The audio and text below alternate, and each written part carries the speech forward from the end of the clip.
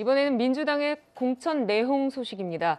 민주당 내에서도 대선 패배 책임론과 계파 갈등이 불거지고 있습니다. 박지원 공동 비대위원장은 어제 당내 경선 주자들을 향해 돌직구를 던졌습니다.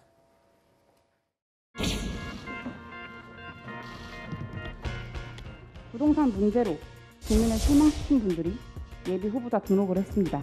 대선 패배 책임을 지겠다고 물러난 전 당대표께서도 마찬가지로 후보자 등록을 하셨습니다. 우리 민주당이 과연 대선에 진 정당이 맞는지, 반성하고 책임질 자세는 되어 있는지, 잘못된 선택도 눈 감아주는 온정주의가 민주당을 다시 패배의 늪으로 밀어넣고 있는 것은 아닌지 심각하게 되돌아봐야 합니다. 많은 출마자들이 이재명 마케팅을 하고 있습니다. 지금 우리는 선거를 하는 것이지 이재명이랑 누가 더 친하나 내기하는 것이 아닙니다. 네, 박 위원장이 이 쓴소리를 두고 한 언론은 공포탄이냐 실탄이냐 이런 제목을 달기도 했습니다. 실제 박 위원장 주장 관철될 가능성이 있을까요? 저는 지금 확정적으로 얘기할 수 있는 상황은 아니라고 봐요. 그러니까 박 위원장이 말씀하신 건 개인의 의견이고 그 부분이 또 위원장이니까 어느 정도 무게가 실리는 건 맞지만 근데 공천 심사를 얼마 안 앞두고 규정을 바꿀 수는 없잖아요. 예를 들면 개인의 의사는 표현될 수 있고 공천관리위원들이나 아니면 심사위원들이 그걸 가지고 생각해 볼 수도 있지만 기준에 없는 거를 법을 적용하거나 아니면 점수를 감점하고 이럴 수 있는 상황은 아니에요 지금. 그러니까 본인들이 직접 물러서거나 아니 예를 들면 뭐 후보를 사퇴하거나 그러지 않으면 관철될 가능성이 낮아서 제가 볼 때는 조금 이제 관철될 가능성이 낮은 걸로 보여져요. 다만 저런 얘기들에 대해서 민주당이 좀 깊이 고민해 보고 또 당사자들도 고민하는 시간을 갖는 것은 필요하지 않겠나 이런 생각이 듭니다. 네, 송영길 전 대표의 서울시장 출마에 대해서도 당내 갑론을박 이어지고 있습니다. 저희가 화면으로 준비했습니다.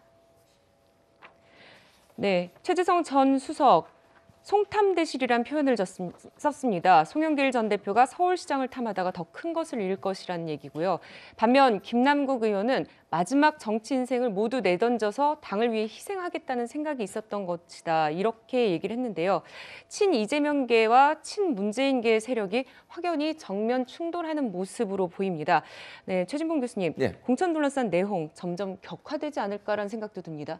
뭐 그런 우려가 있어요. 그래서 그만둬야 된다고 봅니다. 제가 그만두란 말은 싸우지 말라는 얘기를 하는 거예요. 싸워서 무슨 도움이 되겠습니까 지금. 그러니까 중요한 건 5명 예비후보 등록하셨잖아요. 그분들을 가지고 이제 공천심사 할 수밖에 없어요.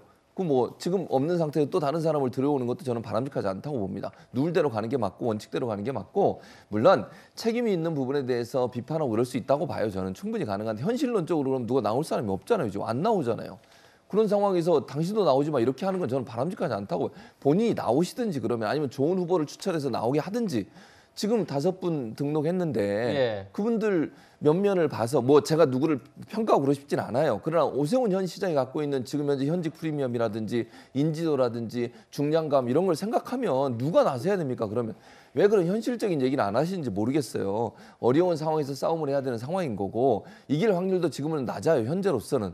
그런 상황에서 누구는 나오지 말고 배제하고 이래가지고 과연 경쟁이 되겠습니까? 저는 이렇게 얘기하는 거 자체 소모적이고 이게 결국은 민주당을 서로 나누는 일이에요. 절대 그러지 마시고 지금 등록된 분들 잘 공천해서 누가 됐든지 간에 그분이 잘 이길 수 있도록 힘을 모으는 게 저는 필요한 상황이라고 생각합니다.